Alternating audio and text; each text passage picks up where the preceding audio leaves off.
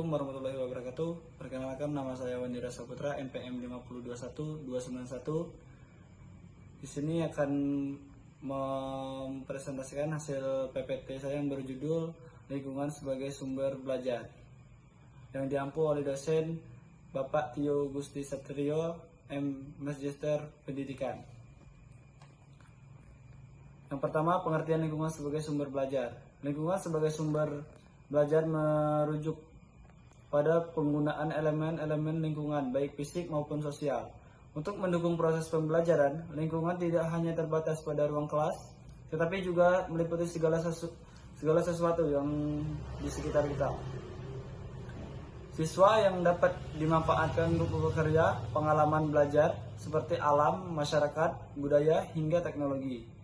Menurut Sugiono, lingkungan sebagai sumber belajar adalah segala sumber daya di sekitar kita yang dapat digunakan untuk mendukung pembelajaran.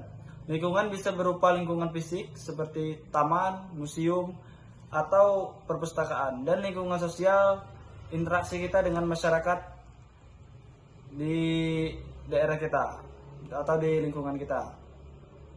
Yang kedua, manfaat lingkungan sebagai sumber belajar. Yang pertama, pembelajaran kontekstual. Lingkungan memberikan konteks nyata yang membuat siswa lebih mudah memahami dan menerapkan konsep yang dipelajari. Yang kedua, meningkatkan kreativitas dan keterampilan berpikir kritis. Siswa diajak berpikir kritis dan kreatif dalam memecahkan masalah nyata di lingkungan kita, di tempat tinggal kita. Yang ketiga, memperkuat keterampilan sosial. Berinteraksi dengan lingkungan sosial memungkinkan siswa belajar bekerja sama, berkomunikasi, dan memahami keragaman yang ada di sekitar kita.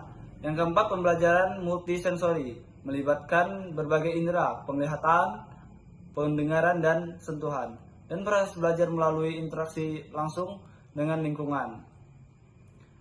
Yang selanjutnya, sekolah, guru, dan teman sejawat sebagai sumber belajar.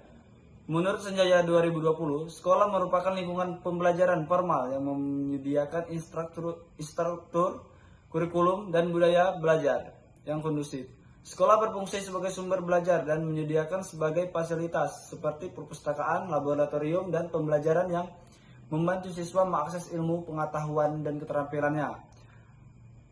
Ketiga komponen ini, yaitu sekolah, guru, dan teman sejawat, saling melengkapi dan menciptakan lingkungan belajar yang holistik. Sekolah menyediakan kerangka atau terstruktur. Guru membimbing dan memberi inspirasi, sementara teman sejawat memperkarya proses belajar melalui kolaborasi dan dukungan sosial. Kombinasi dari ketiga memungkinkan proses pembelajaran yang lebih efektif, interaktif, dan menyenangkan. Yang selanjutnya, manfaat sekolah, guru, dan teman sejawat sebagai sumber belajar. Yang pertama, manfaat sekolah sebagai sumber belajar. Lingkungan belajar yang terstruktur, sekolah menyediakan ruang belajar formal dengan jadwal, kurikulum, dan standar pendidikan yang jelas. Ini membantu siswa belajar dengan cara yang sistematis dan terorganisir. Akses fleksibilitas pembelajaran. Sekolah menawarkan berbagai sumber daya seperti perpustakaan, laboratorium, komputer, dan alat bantu pendidikan yang tidak selalu tersedia di luar sekolah. Pembentukan karakter dan disiplin.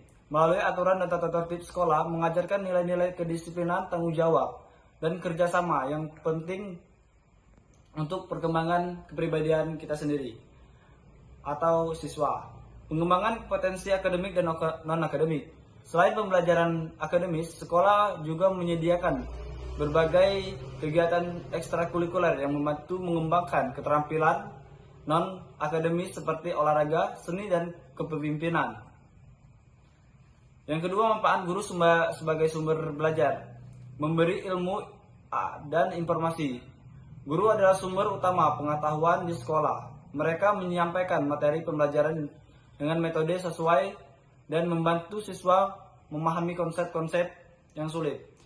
Mentor atau pembimbing. Guru tidak hanya mengajarkan mata pelajaran tetapi juga memberikan bimbingan moral, etika, dan nasihat untuk pengembangan pribadi siswa.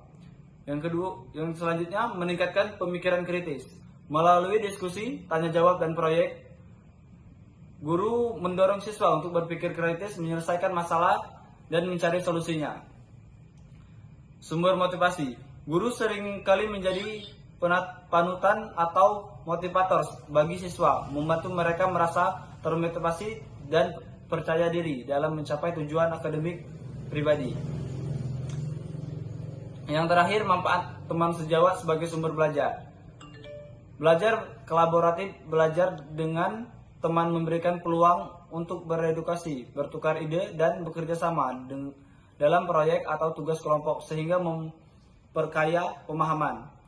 Dukungan sosial dan emosional. Teman sejawat memberikan dukungan emosional yang sangat penting, membantu menciptakan lingkungan belajar yang nyaman dan aman. Umpan balik dan koreksi. Dalam belajar bersama, siswa bisa memberikan umpan balik satu sama lain, membantu memperbaiki kesalahan atau memperdalam pemahaman mereka terhadap suatu materi. Persaingan sehat. Teman-teman di kelas sering kali mendorong kompetensi yang sehat yang dapat memotivasi siswa untuk belajar lebih giat dan mencapai hasil yang lebih baik. Mungkin itu saja yang dapat saya sampaikan. Lebih dan kurang saya mohon maaf. Kepada Allah saya mohon ampun. Saya akhiri, wabillahi taufiq wal hidayah. Wassalamualaikum warahmatullahi wabarakatuh.